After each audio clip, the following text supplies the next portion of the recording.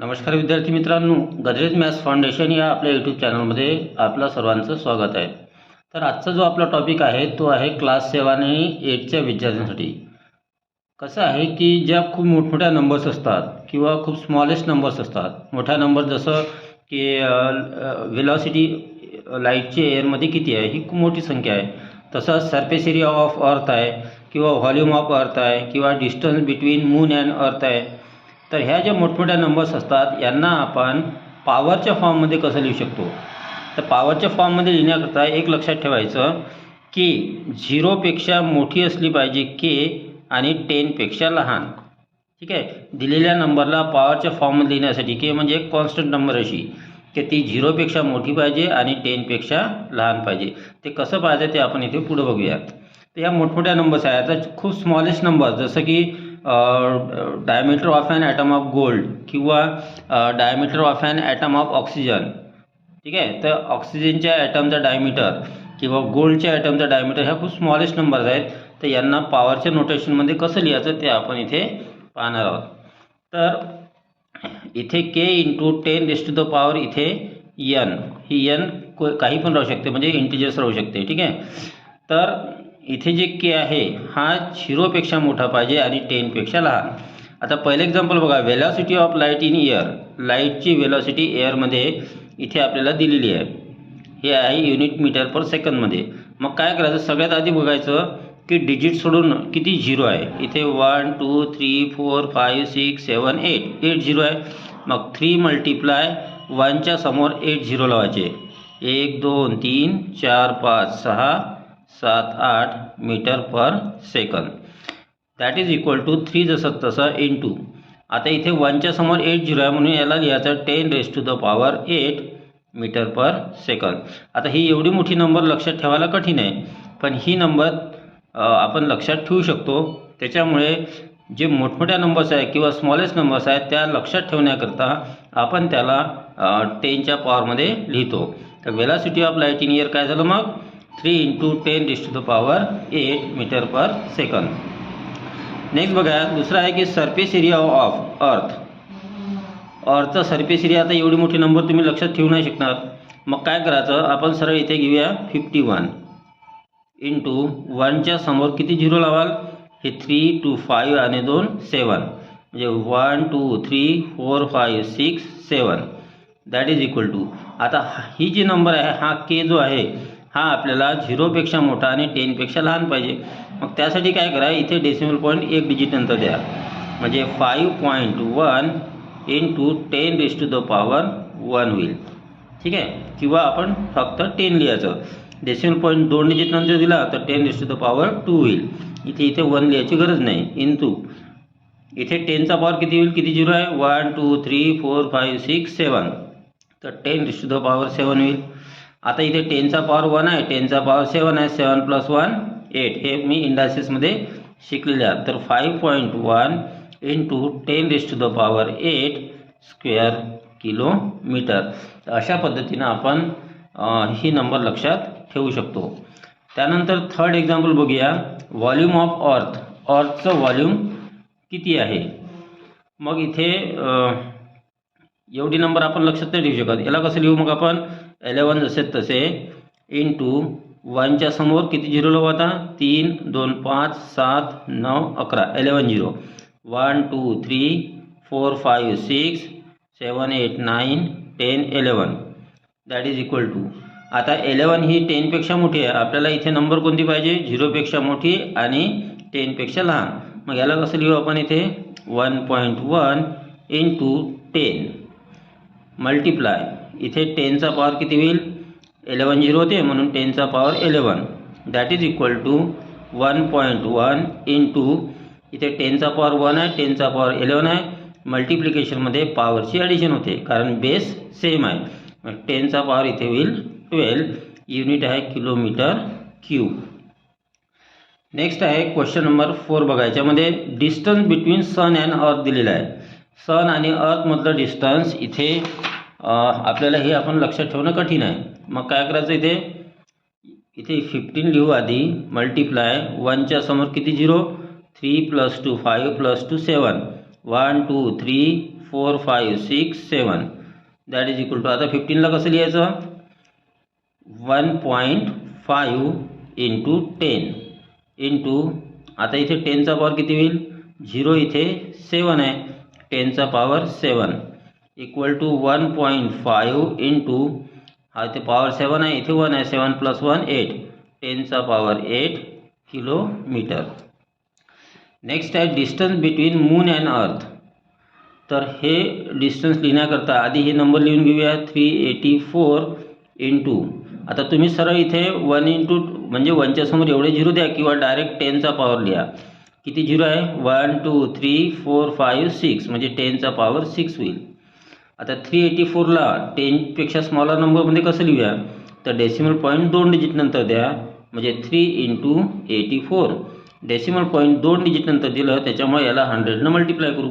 100ने multiply करणं म्हणजेच आपण 10चा पॉवर 2 लिहू, इंटू 10चा power 6 equal to 3.84 as it is.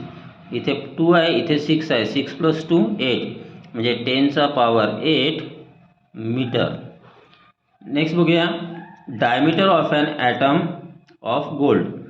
आता ही स्मॉलेस्ट नंबर आहे, 0.00003 असं दिलेलं आहे. मग यासाठी काय करायचं, सगळ्यात आधी 0 सोडून जो डिजिट आहे तो घेऊन घ्यायचा, तो घेतला 3 इंटू, आता डेसिमल नंतर किती प्लेसेस आहेत ते काउंट करा, 1 2 3 4 5 6 7 8 9 10 11 12 आहे, म्हणून 10चा पॉवर -12 द्यायचा, कारण ही डेसिमल नंबर आहे. ठीक आहे, आणि इथे लिहू हे सेंटीमीटर. तर अशा पद्धतीनं स्मॉलेस्ट नंबरचं तुम्ही कॅल्क्युलेशन म्हणजे याला 10च्या पॉवरमध्ये लिहू शकता. ठीक आहे, हे कसं होतं याचं एक्सप्लेनेशन तुम्हाला सांगतो. हे डेसिमल नंतर किती डिजिट आहे, 12, म्हणून 3च्या खाली 1च्या समोर 12 झिरो लावायचे, 1 2 3 4 5 6 7 8 9 10 11 12. ठीक आहे, आता इथे काय होईल मग, 3/10चा पॉवर 12 होईल. आता हा डिनॉमिनेटरमध्ये, हा न्यूमिनेटरमध्ये गेल्यावर काय होईल, 3 इंटू 10चा पॉवर -12 युनिट राहील इथे सेंटीमीटर.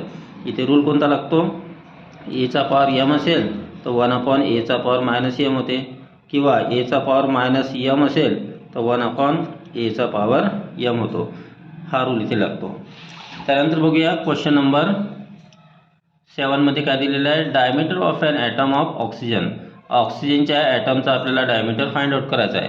मग तो कसा करायचा, दॅट इज इक्वल टू, सगळ्यात आधी इथे डिजिट्स आहेत 3 5 आणि 6, 0ला सोडून जे आहे ते घेतले 3 5 आणि 6 इंटू, आता 10चा पॉवर किती द्याल, जेवढं डेसिमल पॉईंटच्या नंतर डिजिट्स आहे काउंट करा, 1 2 3 4 5 6 7 8 9 10 11 12 13 14 15 16 म्हणजे 10चा पॉवर झाला -16. दॅट इज इक्वल टू, अजून हे संपलेलं नाही आहे, कारण ही नंबर जी आहे ही आपल्याला 10पेक्षा लहान आणि 0पेक्षा मोठी पाहिजे. मग त्यासाठी इथे डेसिमल पॉईंट 2 डिजिट नंतर द्या, म्हणजे 3.56 होईल.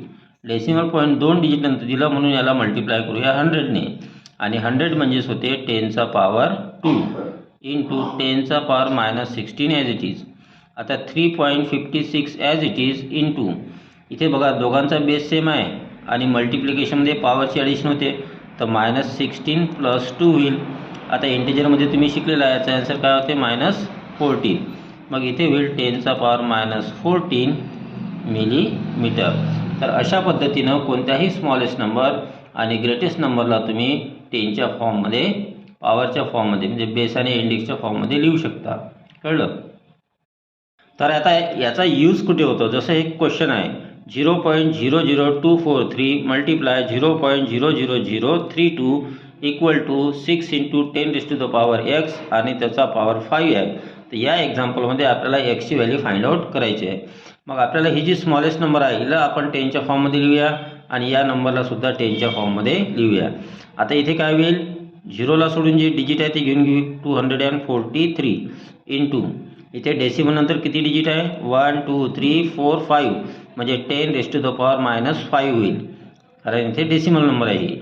आणि इथे काय होईल, 32 मल्टिप्लाय 10चा पॉवर इथे 1 2 3 4 5 म्हणजे -5 होईल, इक्वल टू, आता 6 इंटू, हा जो पॉवर 5 आहे हा 6चा पण आहे आणि 10चा पण आहे, 10 पॉवर एक्सचा बी आहे. मग हा पॉवर इथे दोघांनाही देऊ, 6चा पॉवर 5 इंटू 10चा पॉवर x आणि त्याचा पॉवर 5. आता इथे काय होईल, याला आपण अशा फॉर्ममध्ये लिहूया की ही नंबर 10पेक्षा लहान असली पाहिजे.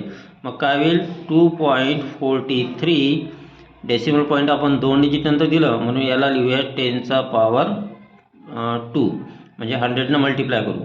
100ने मल्टिप्लाय करणं म्हणजेच 10चा पॉवर 2 लिहिणं, इंटू 10चा पॉवर -5 इंटू, आता 32ला पण आपण तसं लिहू शकतो.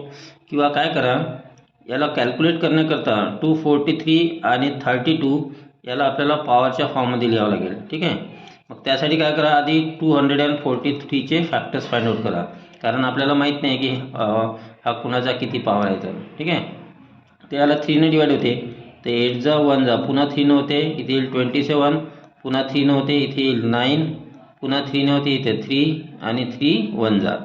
तसंच 32ला जर आपण फॅक्टर्स काढले तर 2ने डिवाइड करा, इथे येईल 16, पुन्हा 2ने डिवाइड करा 8, 2ने डिवाइड करा 4, 2ने डिवाइड केला 2 आणि 2ने डिवाइड केलं 1.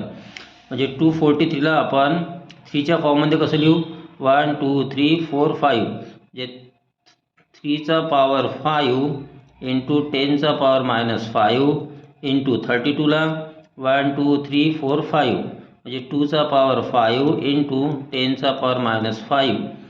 ठीक आहे. इक्वल टू हे 6चा पॉवर 5 इंटू 10चा पॉवर x आहे आणि त्याचा पॉवर 5 आहे. पॉवरचा पॉवर असेल तर पॉवरची मल्टिप्लिकेशन होते, म्हणजे 10चा पॉवर 5x. आता काय होईल पुढे, इथे बघा 3चा पॉवर 5 आहे, इथे 2चा पॉवर 5 आहे ना, पॉवर सेम आहे. मग काय करा, 3 इंटू 2 लिहूया आणि त्याचा पॉवर 5 लिहूया. असं का बरं करताय, कारण राईट साईडला इथे 6चा पॉवर 5 आहे, इथे बेस 6 आहे, इथे सुद्धा आपल्याला बेस 6 करावं लागेल. इंटू इथे 10चा पॉवर -5 आहे, 10चा पॉवर -5 आहे, बेस सेम आहे, मल्टिप्लिकेशनमध्ये पॉवरची ॲडिशन होते, तर -5 प्लस -5 याचा ॲन्सर येते -10. इथे काय होईल, 10चा पॉवर -10 इक्वल टू 6चा पॉवर 5 इंटू 10चा पॉवर 5x. आता 3 2 जा 6 होते, मग इथे 6चा पॉवर 5 इंटू 10चा पॉवर -10 इक्वल टू 6चा पॉवर 5 इंटू 10चा पॉवर 5x. आता लेफ्ट आणि राईट साईडला पहा, 6चा पॉवर 5 6चा 5 हा दोन सेम आहे, याचा अर्थ 10चा पॉवर -10 इक्वल टू 10चा पॉवर 5x होईल. म्हणजे आपण ह्याला असं लिहूया, 10चा पॉवर 5x इक्वल टू 10चा पॉवर -7. आता दोन्ही साईडला बेस सेम आहे, याचा अर्थ पॉवर सेम होईल, म्हणजेच 5x इक्वल टू -10 होईल आणि मग x इक्वल टू होईल इथे -2. अशा प्रकारे आपण इथे x ची व्हॅल्यू फाइंड आउट करू शकतो.